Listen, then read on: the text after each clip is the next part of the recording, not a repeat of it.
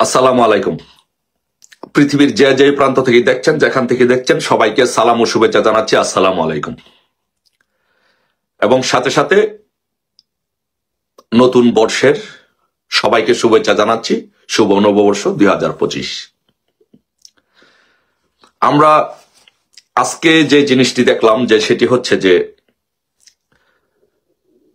এই সমন্বয়করা আজকে চেয়েছিল যে ৭২-এর সংবিধান ছুঁড়ে ফেলে দিতে, ৭২-এর সংবিধানের কবর রচনা করতে চেয়েছিল এই সমন্বয়করা, জামাত শিবিরের বি টিম। এই সমন্বয়করা ৭২-এর সংবিধান, বঙ্গবন্ধু, এগুলো বাংলাদেশ থেকে মুছে ফেলতে চেয়েছিল, মুক্তিযুদ্ধকে মুছে ফেলতে চেয়েছিল আজকে শহীদ মিনারে। কিন্তু এই বাংলাদেশের জনগণ তাদের ডাকে সাড়া দেয়নি।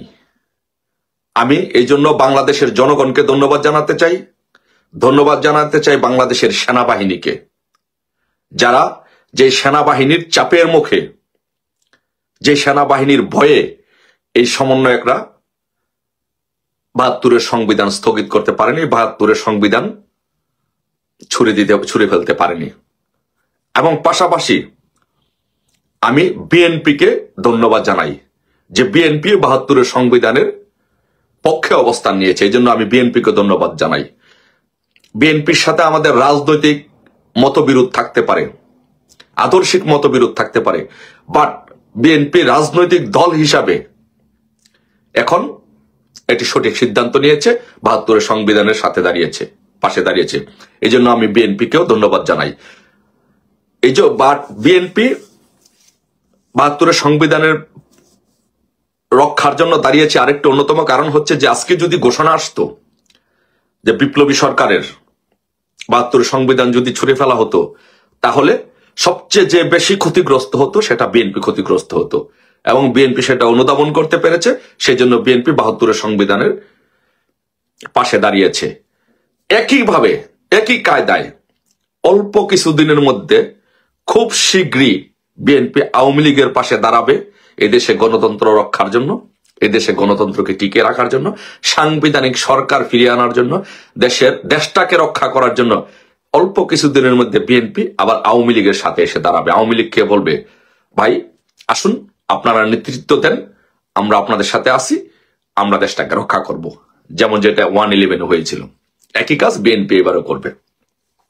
বাট এখন যে জিনিসটা বলতে চাই, যে সেই জিনিসটা হচ্ছে, এখন দেখেন এই সমন্বয়কদের, এই জামাত শিবিরের বি টিম সমন্বয়কদের কিন্তু পরাজয় কিন্তু হয়ে গিয়েছে বাংলাদেশ থেকে, ওদের কবর রচিত হয়ে গিয়েছে।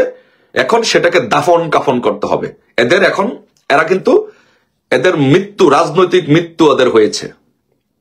এখন যেটা করতে হবে, এদের বাংলাদেশের মাটিতে এই সমন্বয়কদের, জামাত শিবিরের বি টিম, এই সমন্বয়কদের বাংলাদেশে কবর রচনা করতে হবে। ওরা প্রত্যেকটা ক্ষেত্রে 5 তারিখের পর থেকে ওরা ওদের প্রত্যেকটা দাবি, প্রত্যেকটা আন্দোলন ওদের ব্যর্থ হয়েছে। জনগণ এদের পাশে, কেউ ওদের পাশে দাঁড়ায়নি। এরা বলেছিল যে রাষ্ট্রপতিকে অপসারণ করবে, রাষ্ট্রপতিকে অপসারণ করতে পারেনি, তাদের পরাজয় হয়েছে। এরা বলেছিল ৭২-এর সংবিধান ছুঁড়ে ফেলে দিবে, সেটা করতে পারেনি।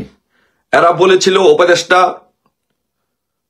3 জন নতুন উপদেষ্টাকে ওরা, মোস্তফা সরোয়ার ফারুকীকে ওরা পদত্যাগ করাতে চেয়েছিল, কিন্তু সেটা পারেনি।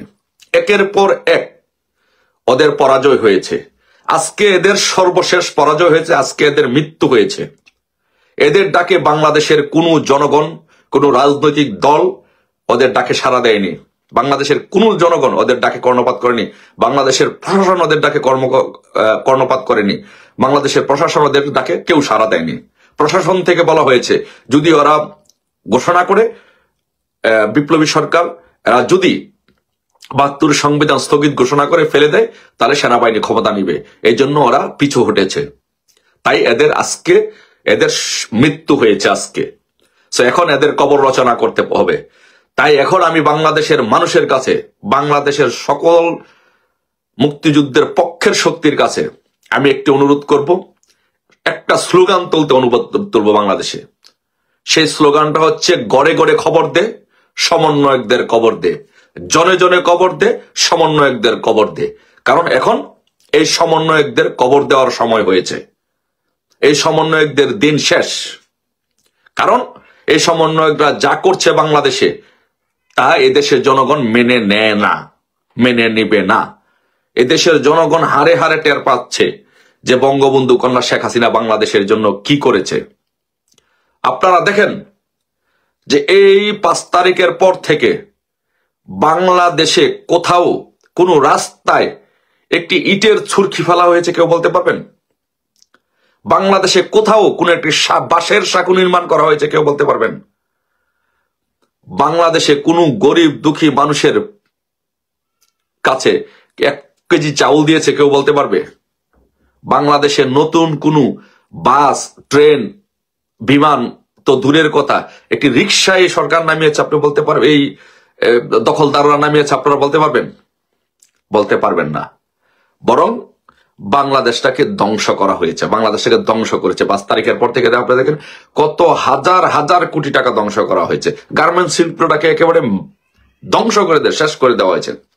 এখন ইউনূস চাচ্ছে সেনাবাহিনী নিয়ে খেলতে, এই জামাতের বি টিম চাচ্ছে সেনাবাহিনী নিয়ে খেলতে, সেনাবাহিনীকে বিতর্কিত করতে, সেনাবাহিনীকে ব্যবহার করতে। বাট আমাদের দেশবাসী, শান্তিপ্রিয় সেনাবাহিনী, চৌখো সেনাবাহিনী ওদের ডাকে সাড়া দেয় নাই।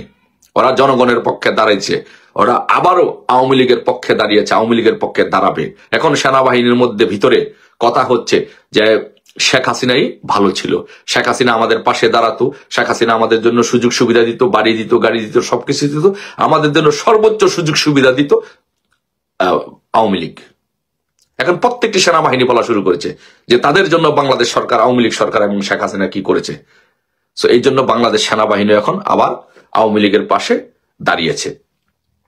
তাই এখন আমি বলবো যে বাংলাদেশে এই জামাতের বি টিম সমন্বয়কদের আজকে তাদের মৃত্যু হয়েছে। এখন তাদের কবর রচনা করার জন্য আমাদেরকে প্রস্তুত নিতে হবে, ঘরে ঘরে দুর্গ গড়ে তুলতে হবে, প্রত্যেকটি মানুষকে আমাদেরকে উদ্বুদ্ধ হবে। আমি একটি কথা আপনাদেরকে বলি, আপনারা যারা মনোবল হারাচ্ছেন, আমাকে প্রশ্ন করছেন যে আমরা কবে দাঁড়াবো, কবে ঘুরে দাঁড়াবো, কবে আমাদের ভালো হবে।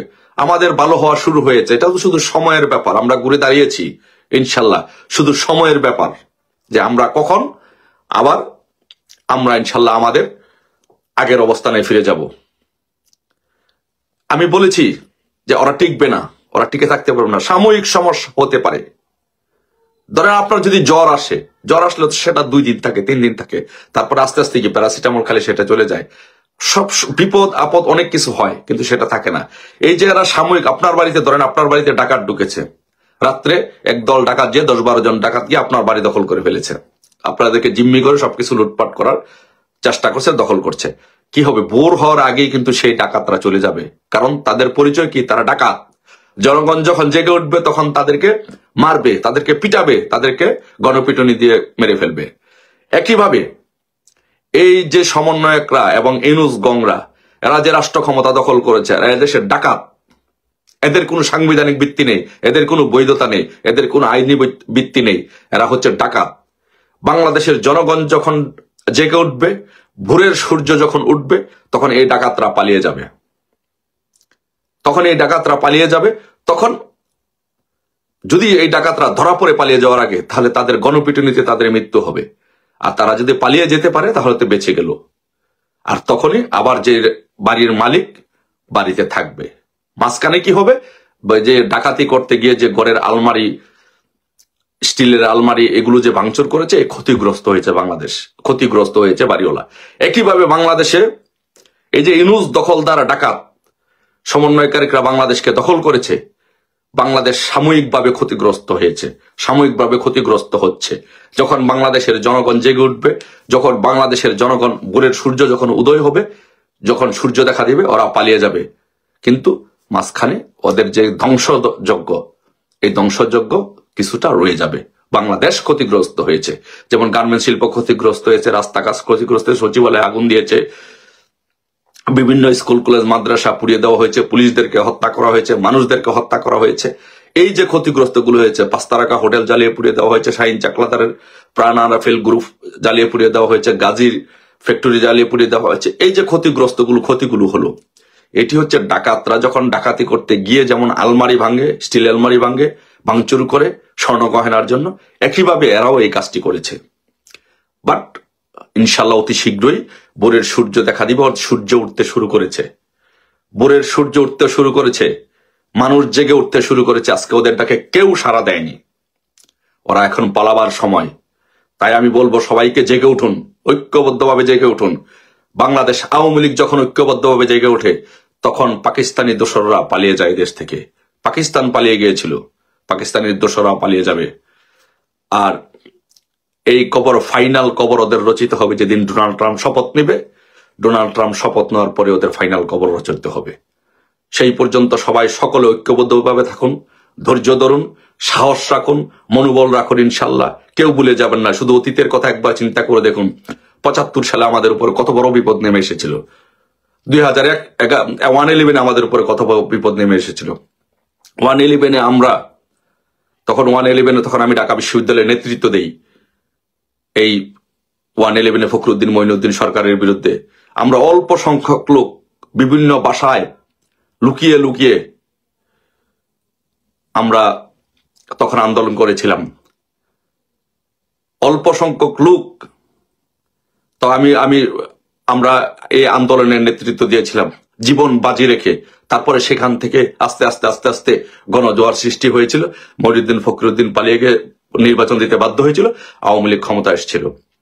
একইভাবে আর সেই আওয়ামী লীগের তুলনায় এখন আওয়ামী লীগ অনেক শক্তিশালী, 1000 গুণ শক্তিশালী। তাই আপনাদেরকে সবাইদেরকে বলবো, কেউ মনোবল হারাবেন না, ধৈর্য ধরুন, মনোবল বৃদ্ধি করুন, মনোবল শক্ত করুন। বিজয় আমাদের সুনিশ্চিত। আজকে এই সমন্বয়কদের মৃত্যু হয়েছে। এই বাংলাদেশে এখন শুধু এদের কবর রচনা করার সময়।